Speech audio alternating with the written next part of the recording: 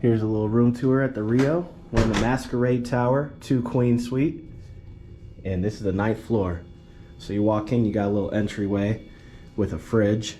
And you know, in Vegas, you gotta keep stock proper.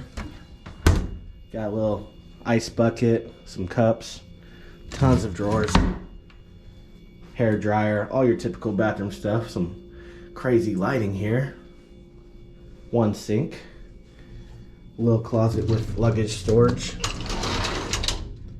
And a safe. Hang your clothes. Iron board. Here's the bathroom. Does seem kind of old. It's also got those lights. Kind of like that. Another sink. Then they got this shower here, a little older. And then there's a window. Whoa, what? Why is there a window here? That's kind of weird in the shower.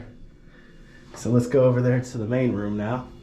Show you the beds and the lounge area.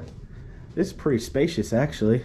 Got a whole big couch here with a table, TV, a little bit of a view. Show you that more in a second.